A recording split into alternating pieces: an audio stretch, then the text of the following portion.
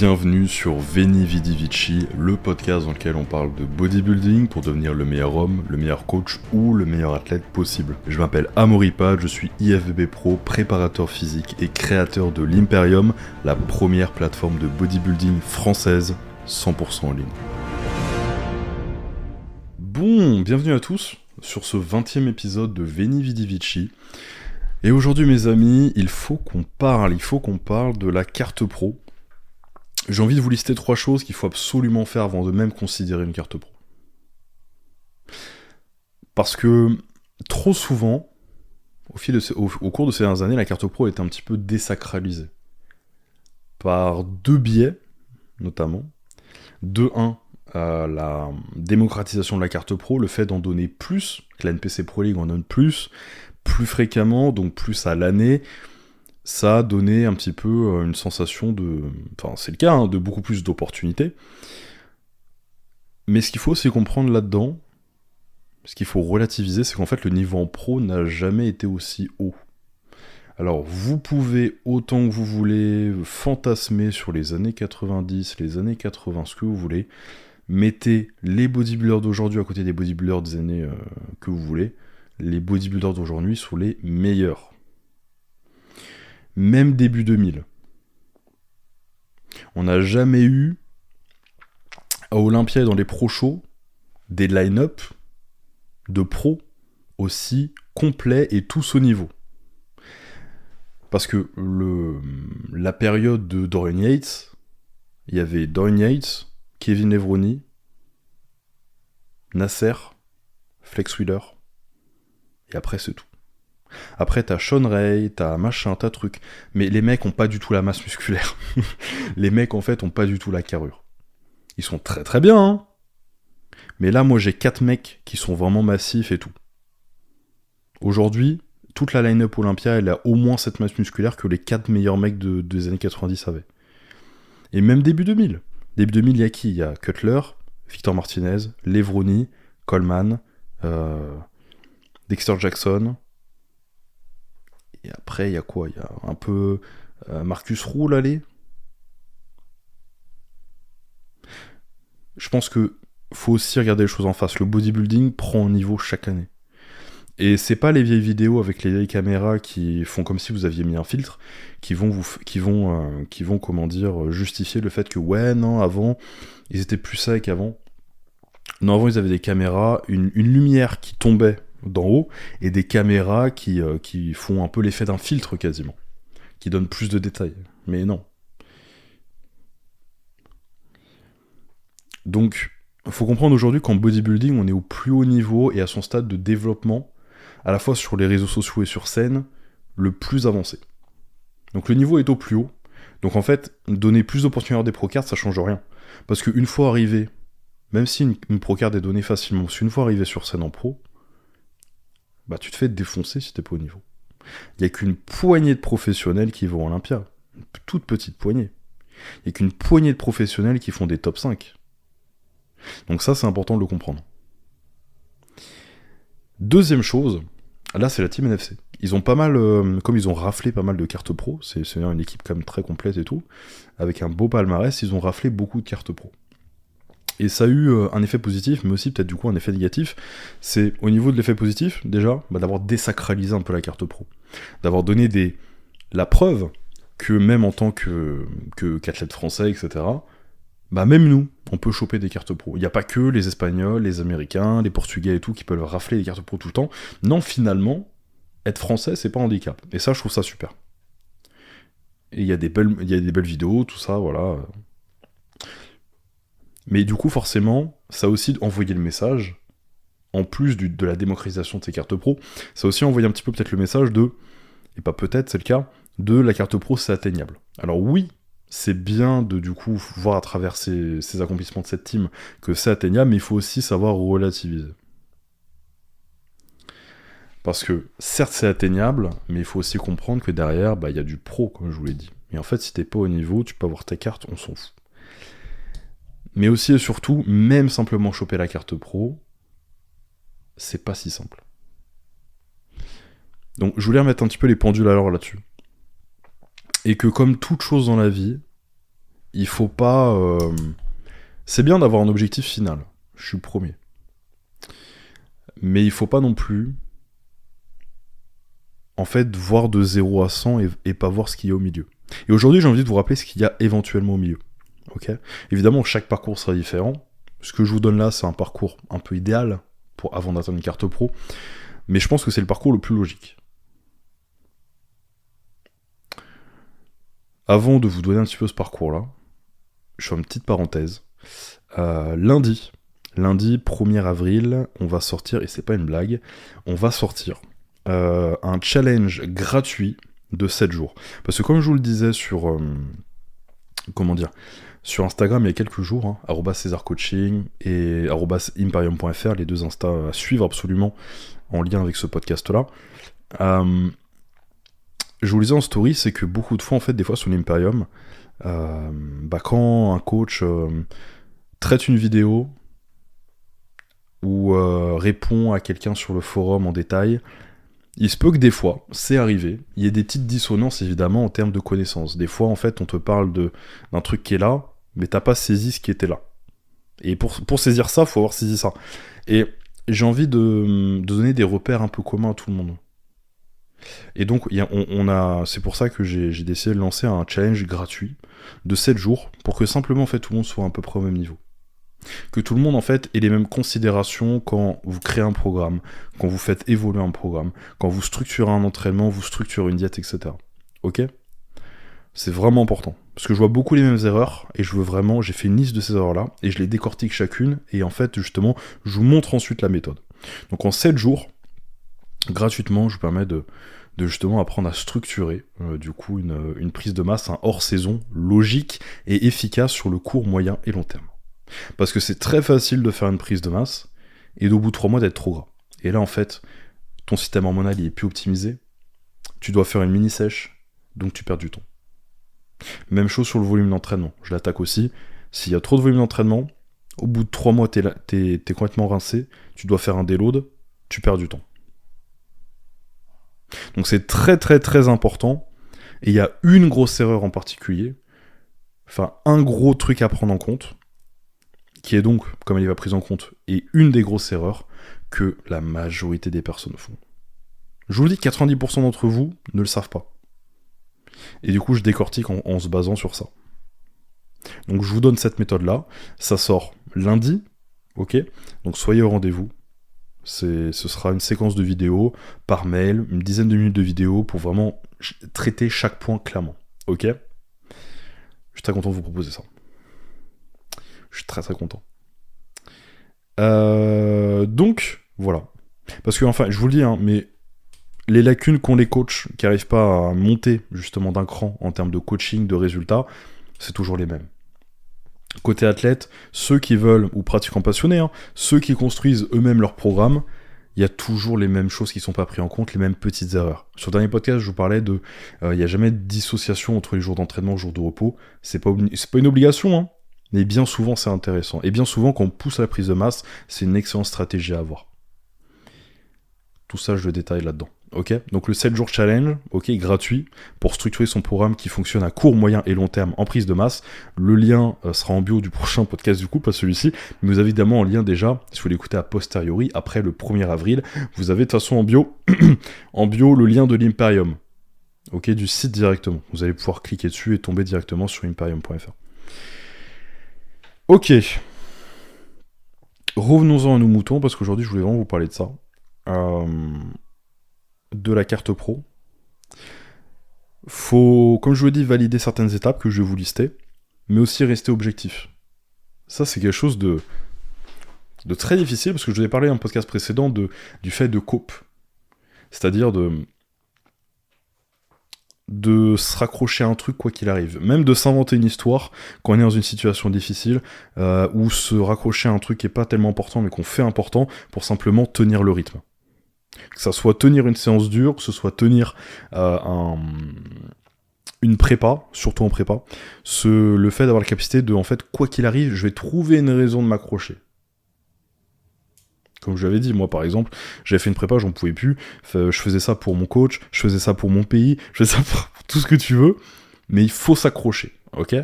Et c'est un trait que je vous enjoins vraiment à développer, le fait de sainement, mais sainement, cope. Comme je vous le disais, du coup, cope, c'est... comment est-ce que je peux avoir une définition claire de cope? Parce qu'à mes yeux, du coup, je le définirais comme trouver toute bonne raison pour tenir la route. Et même se mentir à soi-même. Mais en fait, cope, justement, cope, traduction, faire face. Ouais, c'est un peu résumé. Cope, meaning... Deal effectively with something difficult. Donc gérer en fait une situation, être capable de gérer une situation difficile. Mais en général, quand c'est utilisé, c'est surtout justement pour cope avec quelque chose, justement, c'est s'en sortir avec une situation difficile, donc c'est un peu ça. Mais bien souvent, c'est une connotation un peu de se mentir à soi-même. De quoi qu'il arrive, en fait, trouver une raison. Et souvent, c'est péjoratif, mais ça peut être amélioratif. Et c'est pour ça que je vous en parle sous cet aspect-là.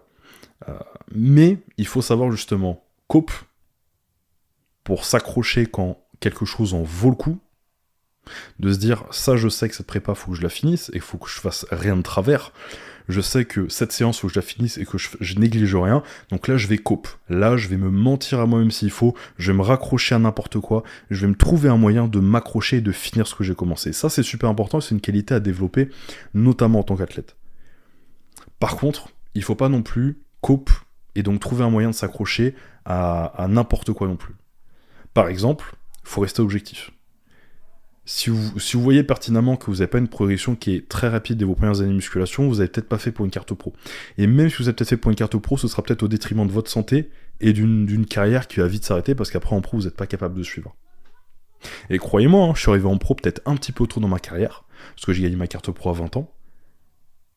Alors même si sur scène, le seul mec qui a réussi à m'arrêter sur une compétition avec 500, 600, 700 personnes, c'est un seul mec à l'overall, je suis quand même battu tous les autres mecs de toutes les catégories en bodybuilding du coup. Parce que j'ai battu le gagnant des lightweight, des middleweight, des super heavyweight. Et moi j'étais en light heavyweight. Donc moins de 90. Donc ça veut dire que j'ai quand même battu quasi tout le monde. Sauf un mec et éventuellement des gens dans sa catégorie du coup. Mais même là, ça veut pas dire forcément que je suis au niveau pour aller en pro. Et pour l'avoir eu justement, parce que j'avais des bonnes qualités physiques, une bonne prestance, un physique qui était très très bon sur le moment, derrière pour arriver au niveau en pro, malheureusement, quand tu l'as trop tôt, ça crée un gap. Et là, il faut s'accrocher. Et là, ça prend du temps. Et qui plus est, si génétiquement t'es pas forcément fait pour, ce qui est pas nécessairement mon cas, t'es pas nécessairement fait pour d'un point de vue de la ligne, d'un point de vue de gagner du muscle, de tenir la route au niveau de... Je te fais pas un dessin, mais au niveau de tes organes internes, ça va être compliqué.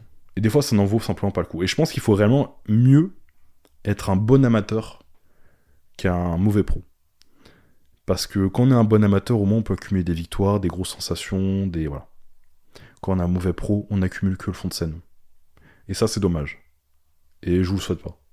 Donc c'est pour ça que je vous recommanderais de faire les choses étape par étape. Parce que justement, je suis en position de vous le dire. Même si moi, j'ai été un peu victime des circonstances, parce que bon, j'étais tellement bon que je l'ai eu, quoi. Enfin bon. Première étape, restez toujours objectif, justement. Est-ce que ça vaut le coup ? Est-ce que j'ai assez envie de sacrifier ma santé ? Parce que je pense que des fois, certains d'entre vous se rendent pas compte de ce qui est fait en pro. Je pense que certains d'entre vous se rendent pas compte. Je fais pas un dessin, et jamais de la vie, j'insignerai personne à prendre quoi que ce soit.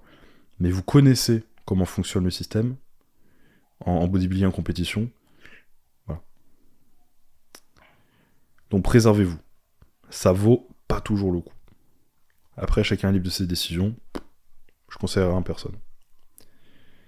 Comprendre ce que ça implique. C'est ça. Comprendre ce que ça implique. Mais à la fois sur le côté santé, mais également à tous les niveaux. Hein. Il y a beaucoup d'argent qui a passé là-dedans. Si vous êtes fauché, vous n'allez pas être un bodybuilder professionnel. Hein. Pour plein de raisons. Mais c'est juste, ça coûte cher. Et même si vous étiez naturel, hein, ça coûte cher. Donc déjà, si vous n'avez pas vos finances posées comme il faut, c'est un peu compliqué. Alors après, vous pouvez travailler en parallèle à développer justement vos finances, hein, mais voilà, c'est un truc à prendre en compte. Si vous avez un plafond de verre côté argent, vous risquez d'avoir un plafond de verre côté body aussi. Et je le vois beaucoup, hein. Donc validez bien ces étapes-là. Alors, première chose, Je vous l'ai dit, on va reprendre vraiment du début, hein, parce qu'il faut. Gagner des compétitions au niveau régional et national.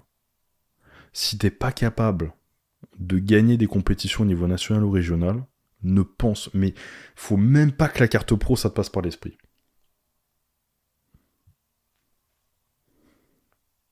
Essaye déjà de gagner des grands prix. Essaye déjà de gagner ta catégorie dans je ne sais quelle fédération. Essaye d'être champion de France. Essaye de gagner un overall. Là, tu te dis, il peut y avoir du très très bon niveau dans des grands prix ou des open, hein, je suis pas du tout en train de dénigrer ça. Mais justement, en fait, c'est le plus bas niveau. Si tu ne valides pas le plus bas niveau, ne cherche pas à être ici. Hein. Et encore moins être là. Hein. Donc faut valider vraiment le bas niveau.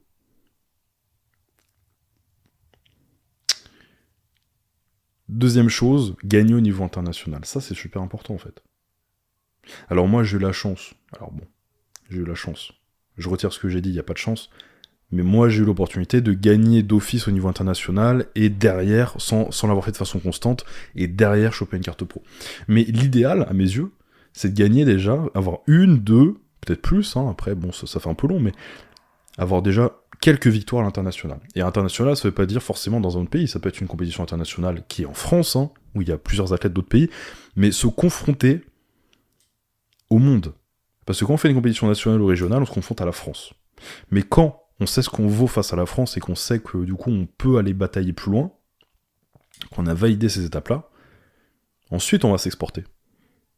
Vous voyez, moi j'ai voulu être champion de France. Bon, le Covid a fait que j'ai lâché l'idée, ça prenait trop de temps, donc je suis passé directement à NPC.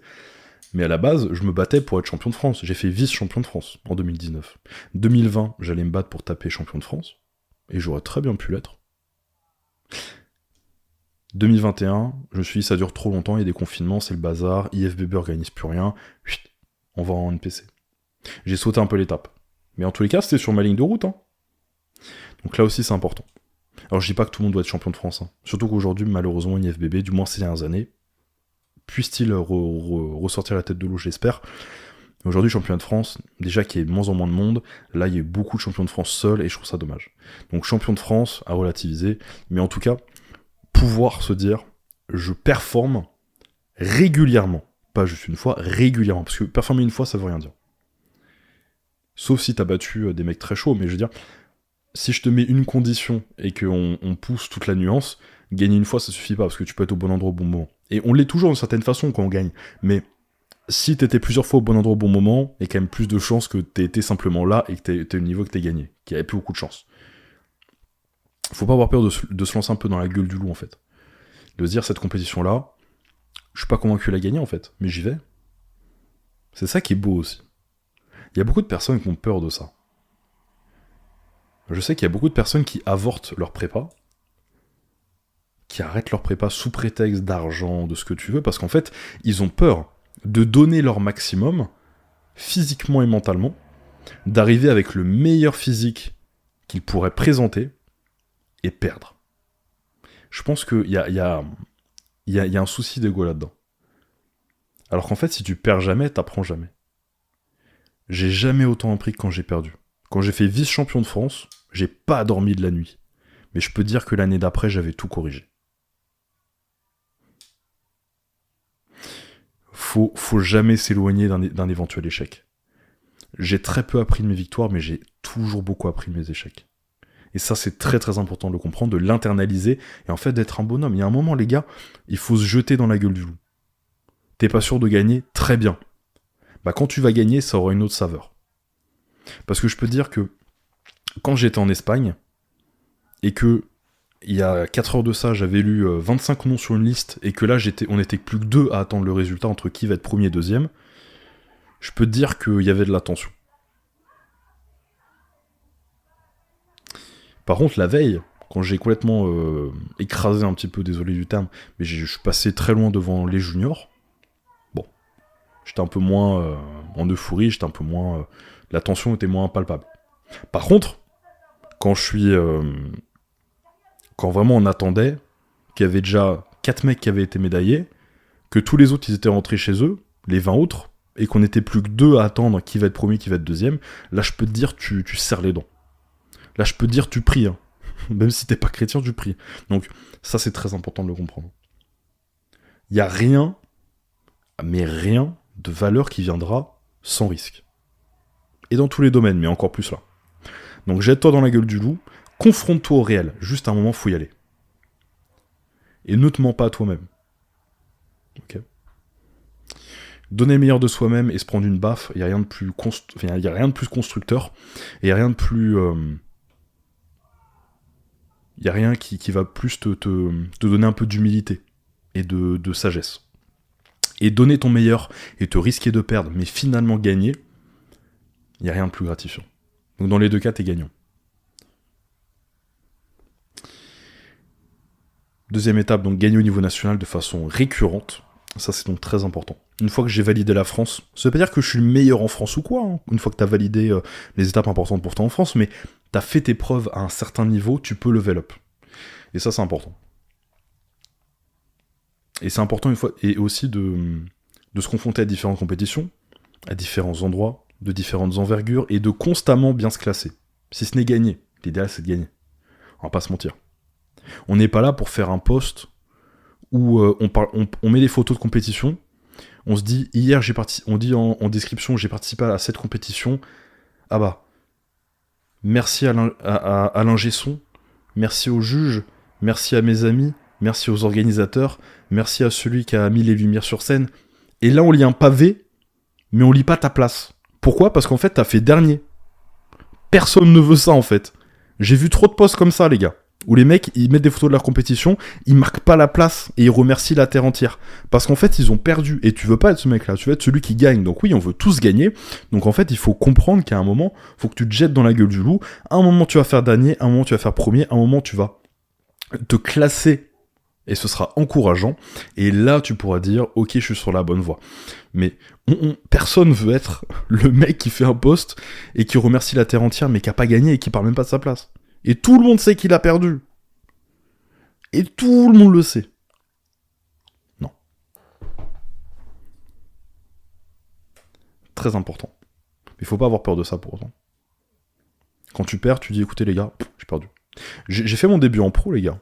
En classique physique, j'ai pas été classé. On était une vingtaine, 30, peut-être pas 30, une vingtaine, allez. 25, 26, 27, je sais plus. Au-delà de 18, au-delà du 18e mec, ou 16e, ils notent même plus. Bah les gars, j'ai fait une story, j'ai dit écoutez les gars, je me suis fait niquer ma race. Mais j'ai compris pourquoi. Je sais ce qu'il me reste à faire. Et je vais revenir et je serai meilleur. Et il n'y a pas besoin, c'est très gentil, mais il n'y a pas besoin de me dire écoute Amaury, oh t'inquiète, c'est pas grave et tout, pense à autre chose. Non, je pense pas à autre chose en fait. Il s'est passé une dinguerie, j'ai perdu, je vais vite prendre des notes, je vais vite observer ce qui a péché, et je vais vite améliorer ça. Et même quand je gagne, même quand tu gagnes, il faut analyser tout ce qui a fait que tu as gagné. Quand tu perds et quand tu gagnes, analyse. C'est le meilleur moyen de garder la boucle dans le bon sens. Celui, je vous le dis, celui qui va perdre et qui va blâmer les juges, blâmer je sais pas quoi, ses potes vont le rassurer en disant ouais t'aurais dû gagner, ils t'ont volé, il avancera pas. Et croyez-moi, vous voulez pas des potes comme ça. Parce que c'est quand même très rare de se faire voler. Et j'ai vu beaucoup de mecs... Tu crois que tu te fais voler ? Tu te fais pas voler. Remets-toi un peu en question, ouvre les yeux. Et je sais ce que ça fait. J'ai pas voulu l'avaler quand j'ai perdu au championnat de France d'ailleurs. L'exemple que je vous citais. Sur le moment, je me disais, mais quoi ? Puis d'un moment, tu te calmes un peu. Tu regardes, tu fais, ouais, ok. Bon, bah, je vais être meilleur en fait. Une défaite, ça a un but. Ce but, c'est de gagner. Tout, en fait... Je vais citer Andrew Tate, mais il y a un jour où tu regarderas en arrière et tu te diras que toutes les situations qui ont été difficiles dans ta vie, eh bien tu seras content qu'elles soient arrivées. Et sur le moment, quand il y a un échec ou une déception, on n'en est jamais content, mais très vite, il faut tout de suite se relativiser. Et je vous l'ai dit, je crois en Dieu, donc tout arrive pour une raison, mais même si vous ne croyez pas en ça, comprenez bien que c'est une opportunité d'apprendre et de rebondir. Toujours. Bref, je ne vais pas tourner en boucle.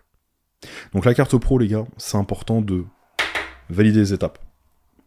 Je performe au niveau national de façon récurrente. Petite, grosse compète, peu importe. De façon récurrente, je performe au niveau national, dans mon pays. Deuxièmement, je performe à l'international de façon récurrente. 1, 2, 3 fois. Enfin, récurrence, c'est au-delà de 2. Donc, 2, 3 fois. Ça, c'est vraiment le parcours idéal. Et ensuite, là, c'est parfait pour une carte pro. Et même quand j'ai ma carte pro, il faut step up pour être au niveau des pros. Parce qu'on a rarement une carte pro en étant déjà au niveau pro. Voilà, les gars. N'oubliez pas de mettre 5 étoiles au podcast et à vous abonner à ce podcast. Mais mettez 5 étoiles, déjà, c'est le plus important. Et si vous êtes sur YouTube, bah, un like, bien évidemment, un abonnement. Bref. Mes amis, on se retrouve la semaine prochaine pour parler de... celui-là va faire mal. La semaine prochaine, on va voir voilà pourquoi tu n'es pas un bon coach et comment le corriger. Parce que je suis quand même grand seigneur. À la semaine prochaine, les gars.